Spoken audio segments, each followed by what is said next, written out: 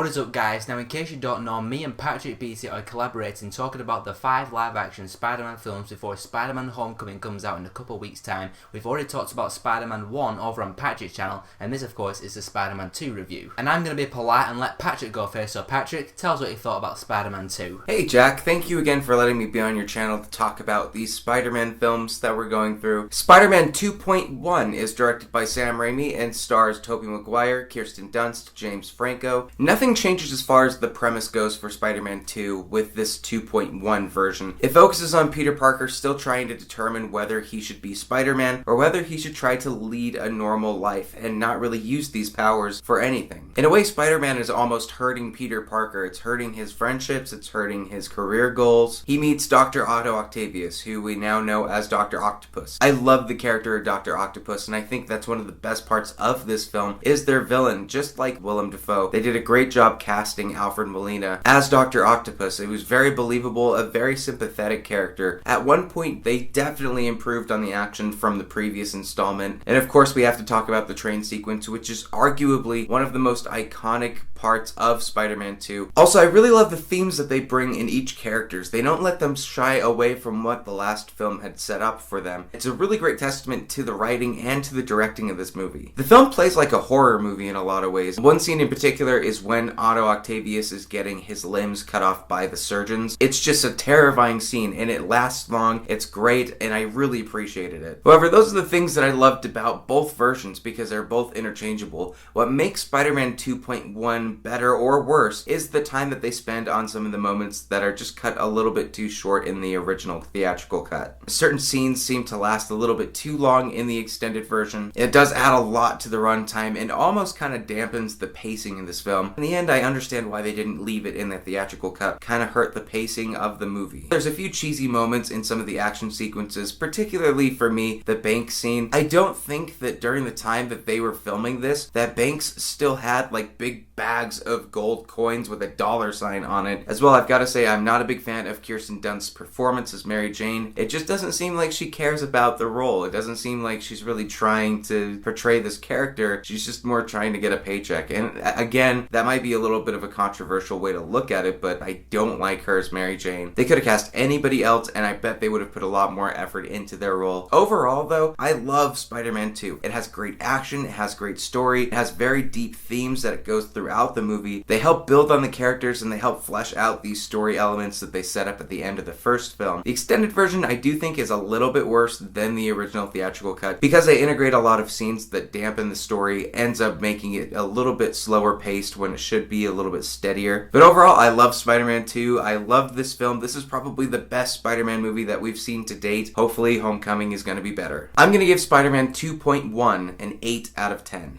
Jack, thank you again for letting me come on and review this film, and I'll see you at the next review. Thanks very much for that, Patrick. So Spider-Man 2 came out back in 2004. Sam Raimi's back directing. A lot of people consider Spider-Man 2 to be one of the best comic book films of all time. I don't know if I'm quite there. It's not one of my favourite superhero films of all time, but it's definitely one of the more emotional superhero films I've ever seen. Spider-Man 2 does a really good job at showing the struggle that Peter Parker is having between being Spider-Man and being Peter Parker, because at the start of this film, it shows that he's trying to be a pizza delivery boy and also be the photo guy at the Daily Bugle for Spider-Man, and it does a great job showing that if you become a superhero, it's not as simple as just putting on a mask and fighting for truth and justice. It's going to wear on you as a person. And Peter Parker's personal life in this film is not going very well. He gets beat up a lot in Spider-Man 2, both literally and emotionally. Just the planetarium scene alone is enough to highlight the stuff that he goes through. I mean, he just gets beaten and beaten into the ground emotionally. He sees MJ is with John Jameson, the person who everyone is celebrating at the planetarium scene. Harry Osborn starts slapping him around and he turns on him because Peter won't tell him who Spider-Man is. And then John Jameson reveals that MJ has agreed to marry him, further pushed him down into the ground emotionally. I felt very sorry for Peter Parker during this film. I was like, poor guy, just nothing's just going right for him. And then he's starting to lose his powers as Spider-Man.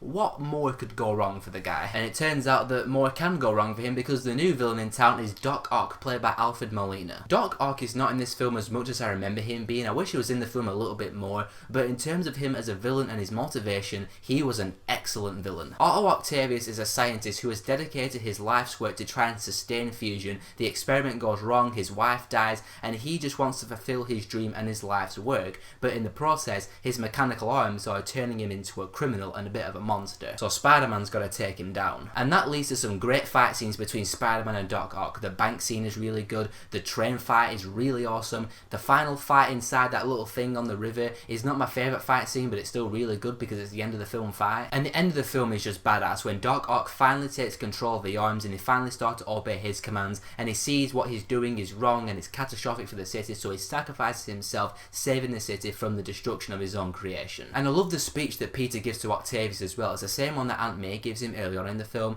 and that is that sometimes in life to do what's right we have to be steady, and we sometimes have to give up the things we love for the better of mankind. I don't think Spider-Man 2 is quite a perfect film though. Like the first one, there are quite a few cheesy moments in here, and by cheesy moments with Spider-Man 2, I mean the raindrops keep falling on my head scene. Oh my god, I get the sequence, I understand what they're trying to go for and what they're trying to illustrate. Peter Parker is back to his normal life and everything's finally going good for him, but why that song and why the cheesy freeze frame moment? It pulls me out of the film every time, but it also makes me laugh because it's just one of those funny things that you always remember from Spider-Man 2. And another very small part of Spider-Man 2 that always pulls me out of it that I can never take seriously is this part.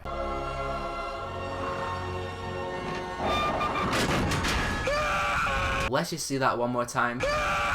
I'm sorry, I just can't. I cannot take that seriously whatsoever. But on a serious note, I don't think the film was as well paced as the first film was. The first film moved quite fast for the most part, but Spider-Man 2, it being a more emotion and character driven film, it does feel slower paced, but since the film does a really good job at concentrating on the characters and the depth with the characters and the emotion, I do kind of forgive it on that front. In the end guys, Spider-Man 2 is one of those rare sequels that I believe improves upon the original in more or less every way. It's got a better focus on the characters, it's got better emotion, it's got better fights between the hero and the villain, it's got a better villain. The film does have its cheesy moments like I just mentioned, and it has a couple of pacing issues here and there, but overall Spider-Man 2 is easily the best Spider-Man film so far, and I'm going to give it a 4 out of 5. So that's mine and Patrick's take on Spider-Man 2. Thanks once again Patrick for being in the video. I'm looking forward to talking Spider-Man 3 with you, and by the way guys, if you haven't subscribed to Patrick yet, what are you doing with yourself? Go subscribe to him right now. But in the meantime, tell me in the comments below what do you think of Spider-Man 2, and if you want to see more of my stuff, click on one of these and I'll see you all in the next video.